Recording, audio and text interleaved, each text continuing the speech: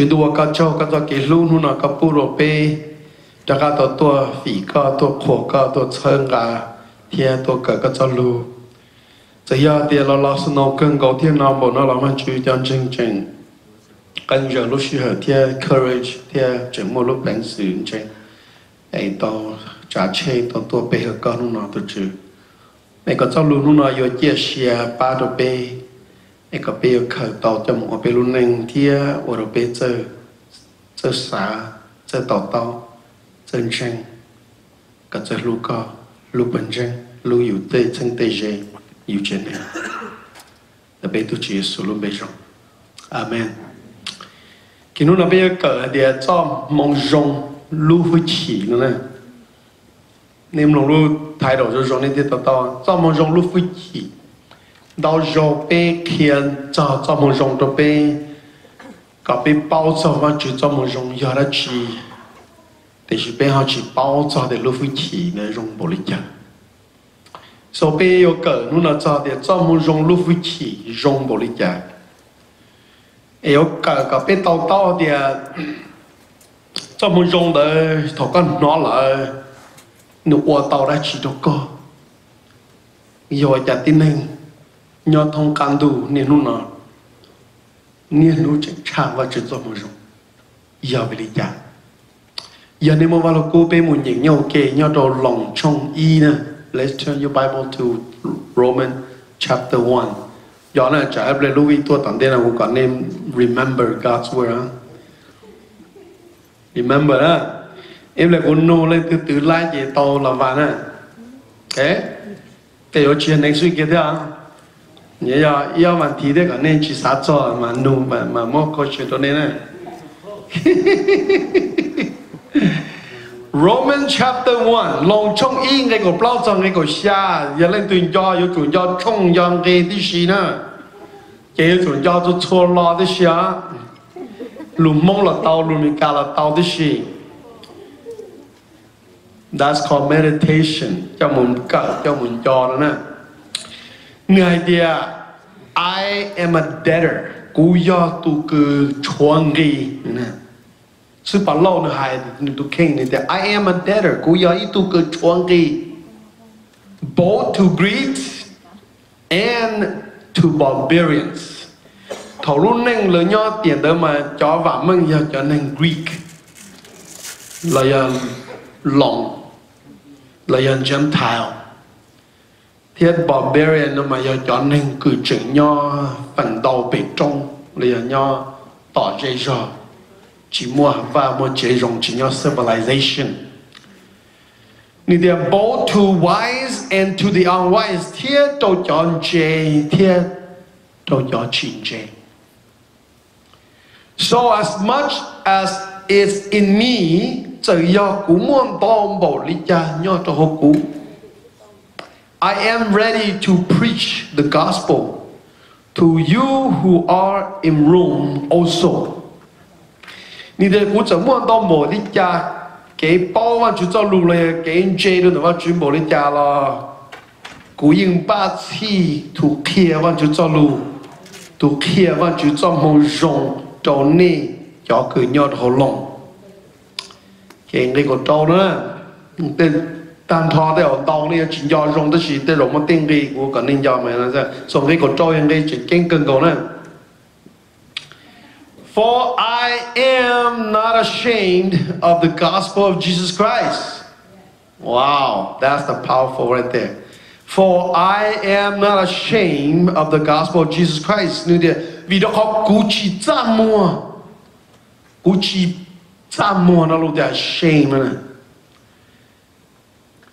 of the gospel of Jesus Christ Jesus cho mô rong cú chỉ Tshajmoo kia cho Jesus cho mô rong for it is the power okay mô lo nè cho mô rong giá trị the power of who God你的你去怎么看？怎么用你去怎么做的？怎么用个要技术的？为你要Lub Fwjchim the one tree the power of God to do what? To salvation For anyone who believe, ya Lub Fwjchim the văn chữ cho cái chờ đi cho chúa tụ tin nên cứ lon chân. The power to undo your sin. The power Lub Fwjchim chế tạo có cho kế thảo. Lub Fwjchim cứ ya ba tàu có đi cho kế thảo. Salvation for everyone who believes. So chúa tụ cứ nên chân cho mong dòng đã tùn đã your deed. For the Jew first, cho nên Hebrew Hebrew one day. And also for the Greek, for the Gentile, for the cho nên chỉ nên Gentile, you know Greek, you know cho nên Greek nó chỉ nên Gentile. Tôi lúc hiện tại chỉ bên thì giờ tại sao nó chỉ bên đó. For in it the righteousness of God is revealed. Nhớ trong the vật chữ trong mong dòng hơn đó nè, trong mong dòng đó ya the righteousness ya cho cái dòng cần cầu the vật chữ righteous ya cho cái nhân danh cho cái đau hú lo lù mong chỉ mua lo lù the righteousness nó mà lù mong chỉ mua phrase đó thì có vật chữ ya là thì chỉ nó là vật chữ declare thì có ya. Có ya itu nên pay thì chỉ nó là vật chữ declare thì có righteousness thì có ya tu nên dòng. From bad to good, from condemned to freedom, okay? From slavery to liberty, okay? That's what is the power that it can change one person to the next. Life from one beginning to another chapter. Therefore, the righteousness of God is revealed from faith to faith, as it is written, the just shall live by faith. The just shall live by faith. Not by the law, but by faith.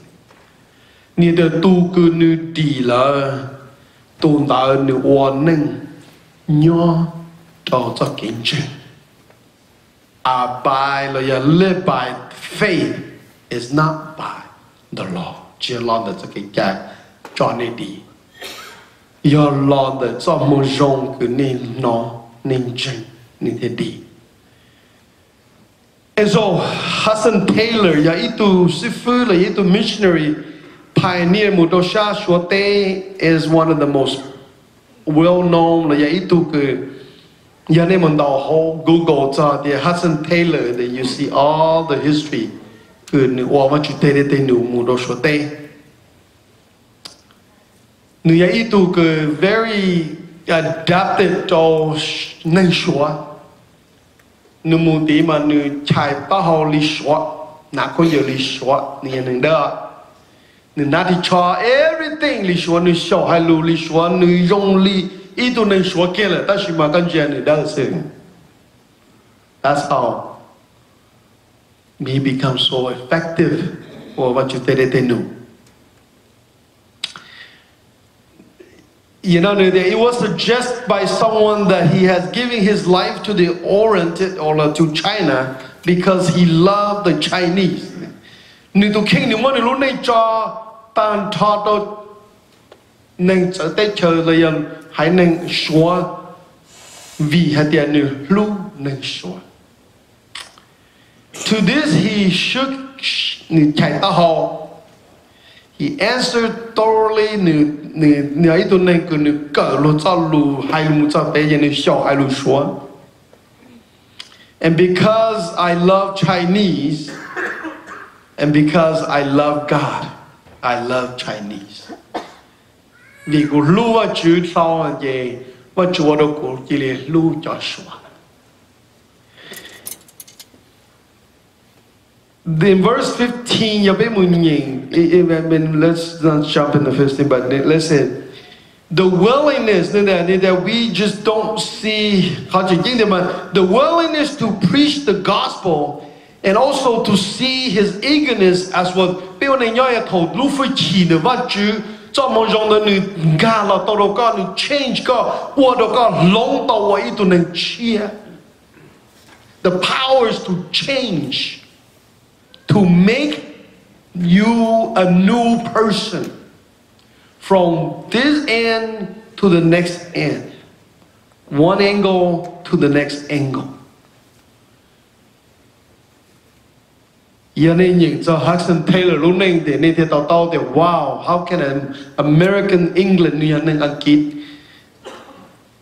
willing to sacrifice his country, his home, his family như thế này, ai bài đó lúc tới chờ, you have no clue, cái also because the gospel changed lúc này, and it is right for him to be obedient. Đâu rồi bé để bé lúc này lòng tới chỉ bé chìm lòng lù, bé chỉ cả oa lên khó và chịu kia bé. And that's why sometimes đâu rồi bé lúc này theo lý chỉ reach bé theo một chút cho họ cứ vẫn chịu destined cho bé một cái cho. Một bé để tuân tranh cho bé cho xong, rồi bé nhỏ học cố sự, bé nhỏ học một lý cố trò sự. Mà đây tôi nhủ con chân linh nam mò sư chủ sĩ mù cổ trò là. How is that possible? You only got it because of the power of the gospel. You can believe God for 30 years, con chân vào chủ bế cho xong. But if because you don't practice and you don't allow the gospels to change, có lúc này có chuyện để cô cho nó sư, you know, I really not give in. And then I say yes to the gospel cannot really function life until you surrender.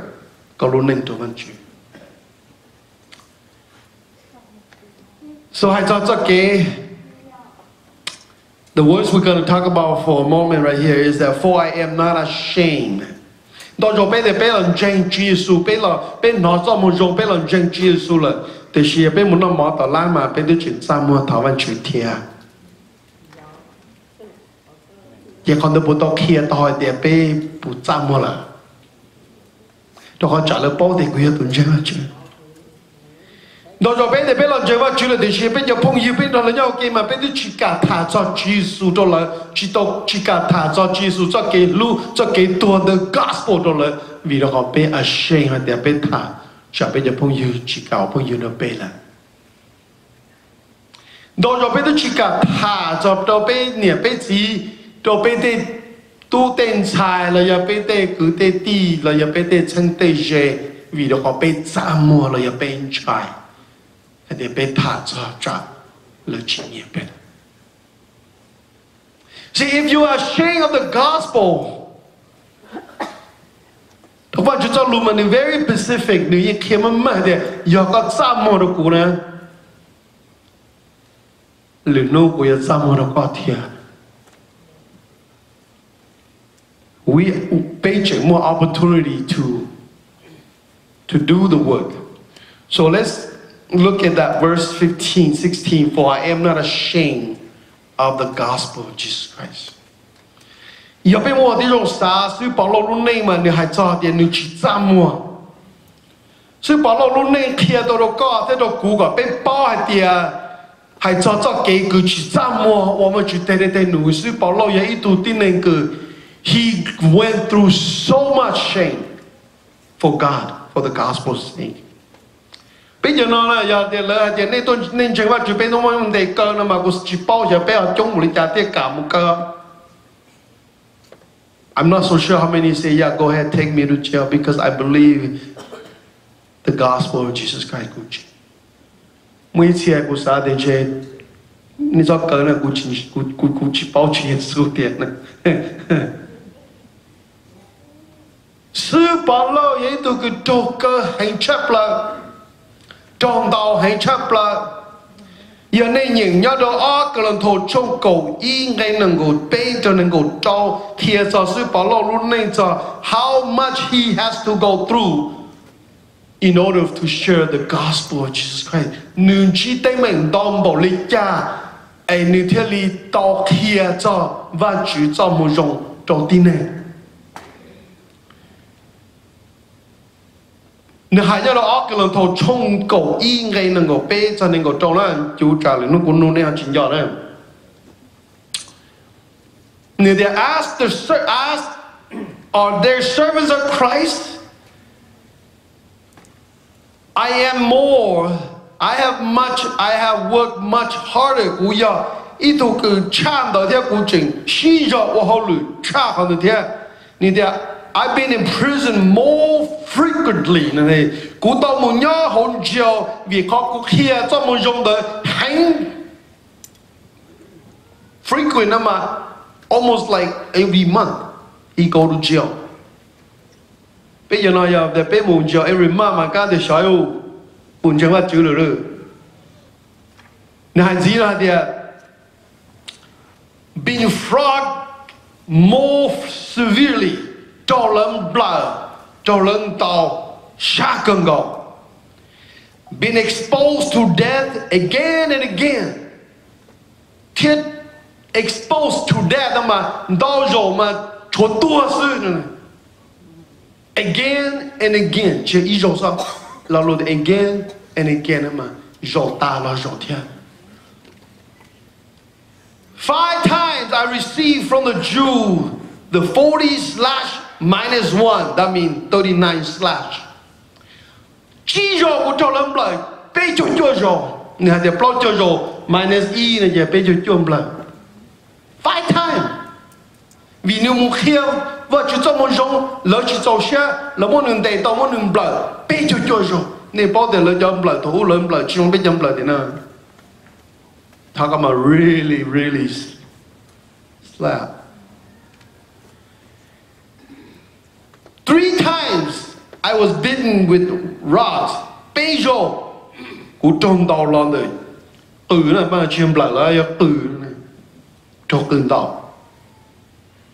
Once I was pelted with stones. Bây giờ cú trông đau là nó bao giờ.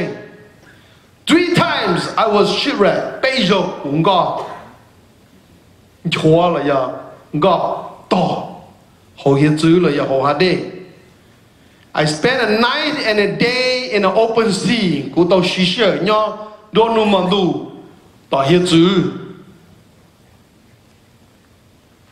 I've been constantly on the move. Cú nhau chỉ tới khó chờ ta mô lê. Cú mà chỉ ta mô lê sư. I have been in danger from rivers, in danger from bandits, in danger from my fellow Jew, in danger from Gentiles, in danger in the city, in danger in the country, in danger at sea, in danger from false believers.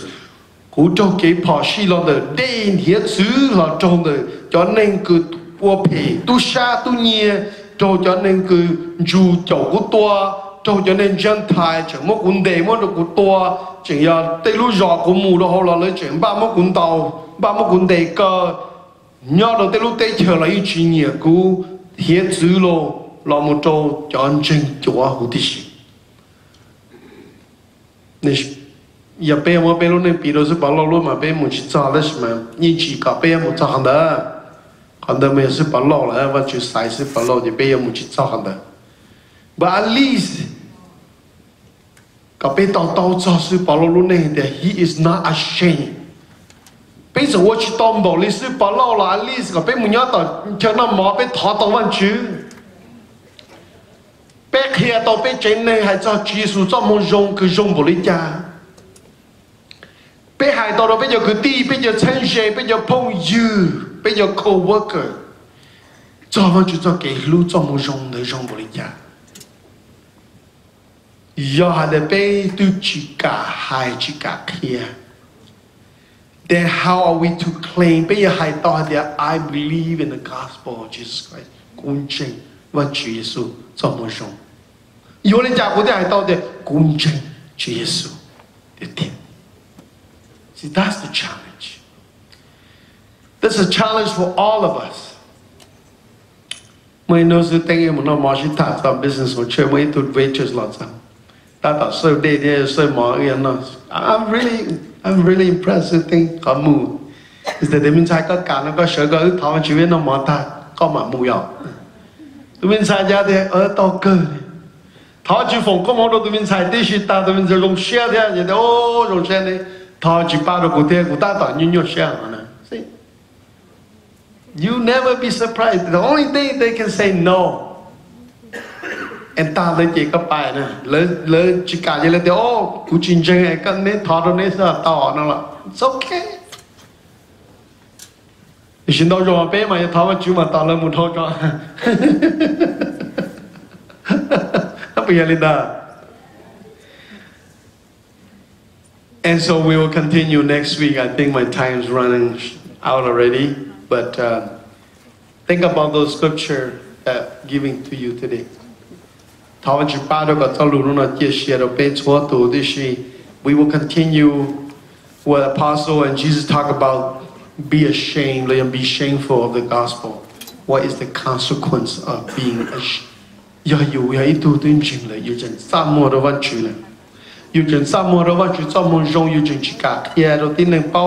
What is the consequence of openly, faithfully that I'm a believer? And sometimes we think that I'm good. But it's more than more than it's everything. Public, private, every single day. That's why Jesus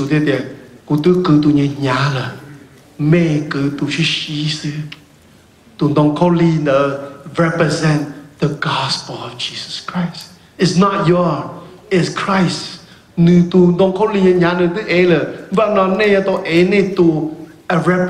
the little Jesus. Little Jesus. But you, I pay it everywhere. It's a mandate. Nó là cũng ghen về của chị cứ, nó là cũng mua tới mảng về của chị cứ, nó là của đại nẻo nhỏ xí chê tài về của chị cứ. That's not how it is. Once you submit, you luôn nên cho văn chữ. Once God, the gospel is your của cho share, is the life for me. Thì có những cả đó có every day. Bư lần đó có, sợ lần đó có, mù từ đó có, trả chế lần đó có, nó mỏ lần đó có, mù hô lửa lần đó có, khó hoa khó chế lần đó có, ô ra chi lần đó có, tàn đó, chua lưu sĩ hở, yên đó có. Sơn chú bên thao mà chưa kì. Next week bây giờ cỡ cho, còn đợi thế, giờ hãy cho Lub Fwjchim, đợi cho mù rung từ thế. It's just introduction. Also, digital get into the body. So we're going to section 2 for next week. And so culture that got torn in here. YouTube. And in there, long time. And how much share then? And we share this one. Much on the side, and it's a to shy. There's what they say. I pay con share in town to keep a yet that Txoj Hmoo. Mù chế nó điều trong trà chế nó sắm mà này là lò sồn tiền mà trà chế nè, ok. Và chỉ bây giờ có cho Lucia bây giờ có cho Lu lò sầu đi nó, nu nó bây giờ giải ta chơi nó đặc mù vào mù chế, can đồ thay kỳ bây giờ đặc mù lao cả, cho những mù cần đau cần đau ưu tiên. Anh tôi chơi lò sồn cơn gạo tỏi kia mình lo hành cần đang đại bây giờ tranh nhỏ đồ Lucia nó. Giờ đã có một vài một chế thì nhiều một tiếng non thì hậu, ấy quan chỉ có sau bu có là mua chế tay mang giờ cái dàn cho sau mua accident là giờ chế xin đầu là giờ sau mua cái Porsche, ấy có tí thái lỡ có trò có chỉ tí chịu buồn gì lỡ có lỡ một sọt chế sọt chờ thì căn đồ ta kỳ giờ mua hồ lư, cho nó tổ chỉ tàu lỡ mua món món kinh là giờ cho cứ họ chỉ xin nâng lỡ là văn chữ con đang đại lỡ thiê. Có ba lời thiệt có lời rong lời luôn này giờ rong thiệt có lời chỉ mua kinh lời mua Lucia đã có tổ bể có ấy Lucia nó vẫn chịu bây giờ chạy thay chờ nó bây giờ có cho đã có luôn là một lời phi được con đợi chịu sự có luôn bể rong cần có Amen.